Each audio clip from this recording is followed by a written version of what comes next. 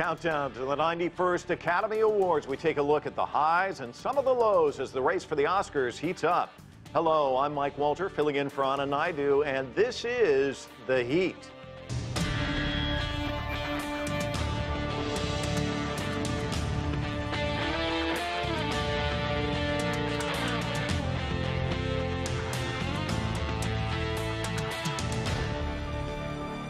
Celebrities will soon hit the red carpet for Hollywood's biggest night, the Oscars, celebrating the best in filmmaking.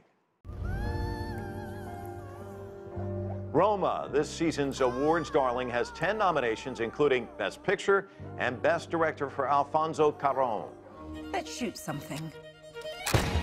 A period film about a frail English queen caught in a love triangle has proven to be a favorite with critics and moviegoers.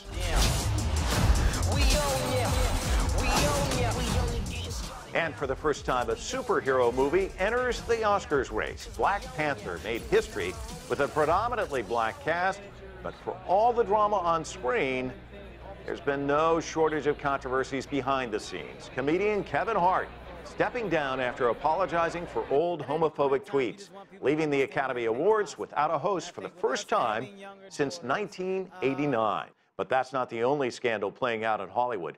Women directors have been shut out of this year's Oscars race. CGTN's Mei Lee has more from Los Angeles. Here are the nominees for achievement in directing.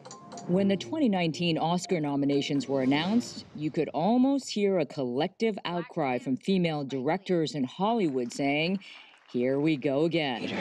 Not one woman was nominated for Best Director, even though numerous critically acclaimed movies in 2018 were directed by women, including Marielle Heller for Can You Ever Forgive Me and Chloe Zhao for The Rider. Where are you going with that? I'm going to the rodeo. Only 5 women have ever been nominated for Best Director, and just one, Catherine Bigelow, has actually won. That's right. Just one woman in 91 years. Because of, gender politics and racial politics, and because women and people of color are marginalized in the entertainment industry and almost every other industry, we just don't get recognized. Renee Tajima Pena has been an award-winning documentary filmmaker for more than 40 years. In 1988, her documentary feature, Who Killed Vincent Chin, was nominated for an Academy Award. And in that same year, 2 other women of color, Mira Nair and Lisa Yasui, were nominated in different categories. So we thought, oh, wow, this is the wave of the future. And then decades after that, nada, nothing happens. Award-winning filmmaker Grace Lee has been making feature films and documentaries for decades. And instead of being at the mercy of big studios, Lee chose the independent route, which has given her more freedom and control. I went to film school in Los Angeles. I saw classmates before me wait, years to make their first feature. And, documentary was always something that I had worked in before. I was like, I can do that, now. I don't need to wait, or I don't need to wait for someone to give me permission. I've never waited for permission. Because of that freedom, the indie and documentary world produces more opportunities for women. In fact, this year there are female Oscar nominees in both the documentary feature and short categories, whereas directing, cinematography, visual effects, and original score, women were completely shut out.